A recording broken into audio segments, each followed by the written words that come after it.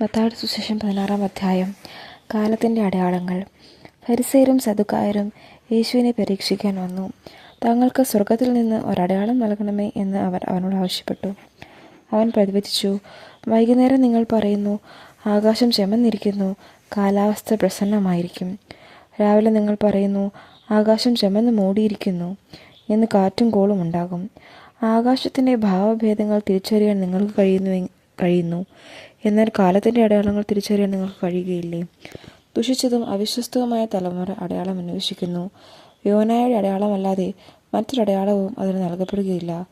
അനന്തരം അവൻ അവരെ വിട്ടുപോയി. ഫരിസേയരുടെയും സദുക്കാരുടെയും പുളിമാവ്. മാറുകരയിലേക്ക് പോകുമ്പോൾ അപ്പം എടുക്കാൻ ശിഷ്യന്മാർ മറന്നിരുന്നു. യേശു പറഞ്ഞു, ശ്രദ്ധിക്കുവിൻ, ഫരിസേയരുടെയും സദുക്കാരുടെയും പുളിമാവിനെ സൂക്ഷിച്ചുകൊള്ളുവിൻ. നാം അപ്പമൊന്നും എടുക്കാത്തത് കൊണ്ടായിരിക്കാം എന്ന് അവർ പരസ്പരം പറഞ്ഞു. യേശു ഇതറിഞ്ഞ് അവരോട് ചോദിച്ചു, അല്പവിശ്വാസികളെ, അപ്പമില്ലാത്തതിനെപ്പറ്റി നിങ്ങൾ പരസ്പരം സംസാരിക്കുന്നത് എന്തിന്? നിങ്ങൾ ഗ്രഹിക്കുന്നില്ലായോ? 5000 പേരുടെ 5 അപ്പം നിങ്ങൾ ഓർക്കുന്നില്ലേ? എത്ര അപ്പക്കഷ്ണങ്ങൾ നിങ്ങൾ ശേഖരിച്ചു? 4000 പേരുടെ 7 അപ്പവും നിങ്ങൾ ഓർമ്മിക്കുന്നില്ലേ? അന്ന് എത്ര കുട്ടകളാണ് നിങ്ങൾ നിറച്ചത്? ഞാൻ അപ്പത്തെപ്പറ്റിയല്ല സംസാരിച്ചതെന്ന് നിങ്ങൾ മനസ്സിലാക്കാത്തത് എന്തുകൊണ്ട്? ഫരിസേയരുടെയും സദുക്കായരുടെയും പുളിമാവിനെ സൂക്ഷിച്ചുകൊള്ളുവിൻ. അപ്പത്തിൻ്റെ പുളിമാവിനെ പറ്റിയല്ല, ഫരിസേയരുടെയും സദുക്കായരുടെയും പ്രബോധനത്തെപ്പറ്റിയാണ് സൂക്ഷിച്ചുകൊള്ളാൻ അവൻ അരുളി ചെയ്തത് എന്ന് അവർക്കപ്പോൾ മനസ്സിലായി.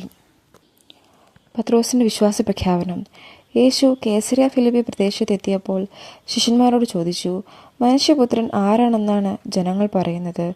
അവർ പറഞ്ഞു, ചിലർ സ്നാപക യോഹന്നാൻ എന്നും മറ്റു ചിലർ ഏലിയ എന്നും വേറെ ചിലർ ജെറമിയ അല്ലെങ്കിൽ പ്രവാചകന്മാരിൽ ഒരുവനെന്നും പറയുന്നു.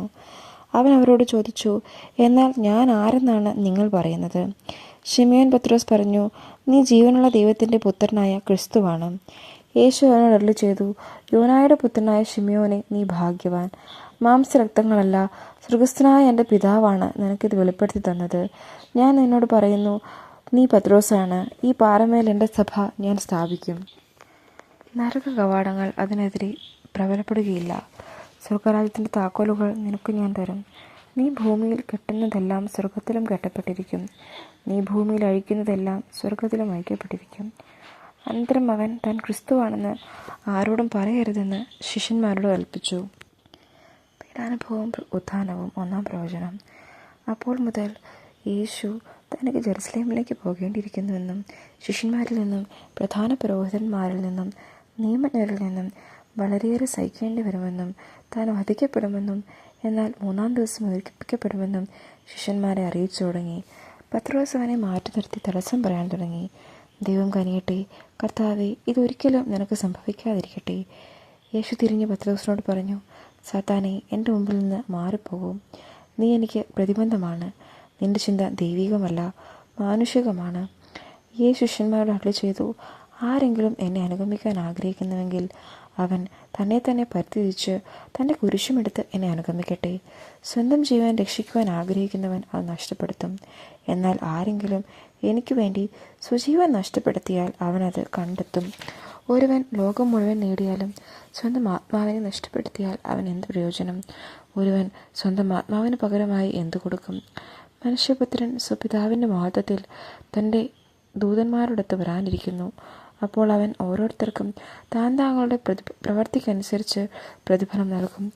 മനുഷ്യപുത്രൻ തൻ്റെ രാജ്യത്തിൽ വരുന്നത് ദർശിക്കുന്നതിന് മുൻപ് ഇവിടെ നിൽക്കുന്നവരിൽ ചിലർ മരിക്കുകയില്ലെന്ന് സത്യമായി ഞാൻ നിങ്ങളോട് പറയുന്നു.